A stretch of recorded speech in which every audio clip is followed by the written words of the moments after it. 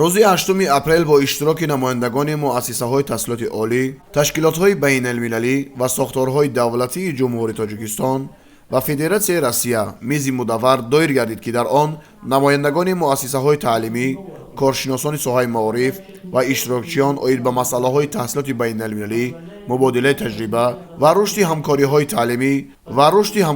таълимӣ мубоҳисаҳои судманд анҷом доданд.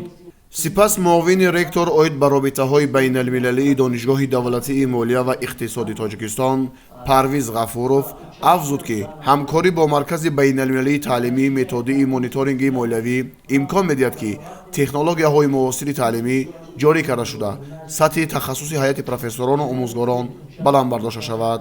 ҳамзамон қайд гардид, ки дар шароити чолишҳои муосири ҷаҳонӣ низоми таҳсилоти олӣ бояд ба омодасозии мутахассисони замонавӣ равона гардад.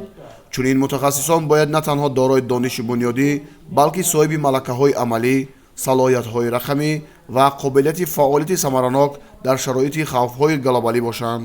Алия Сатришина, муовини сардори маркази байналмилалии таълимӣ методии мониторинги молиявӣ, зикр намуд, ки чорабинии мазкур барои донишҷӯён ва хатмкунандагон имкони мусоид фароҳам меорад, то ба барномаҳои таҳсилӣ, равандҳои қабул ва дурнамои рушди касбии худ аз наздик шинос шаванд.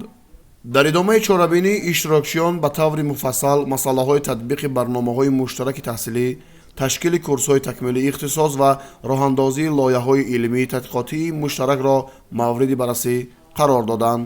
қайд гардид, ки густариши ҳамкориҳо дар ин самт метавонад ба баландбардоштани сифати таҳсилот ва мутобиқ намудани барномаҳои таълимӣ ба талаботи бозори меҳнат мусоидат намояд.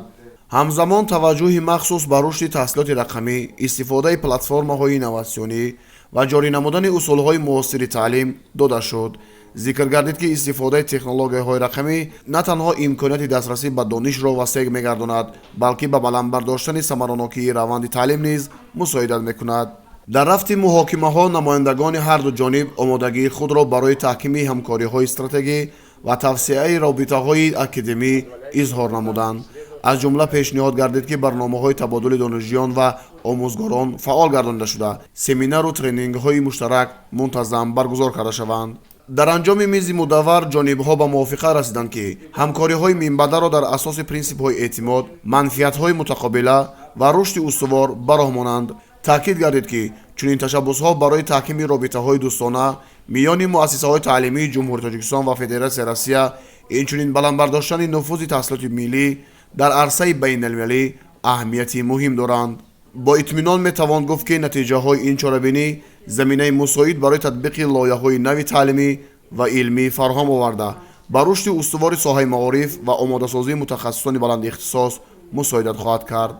хулоса карда шуд, ки баргузории чунин чорабиниҳо ба таҳкими ҳамкориҳои байналмилалӣ, такмили низоми таҳсилоти олӣ ва омодасозии мутахассисони ҷавобгӯ ба талаботи замони муосир мусоидат намуда, барои рушди минбаъдаи соҳаи амнияти молиявӣ ва маориф заминаи устувор фароҳам меорад.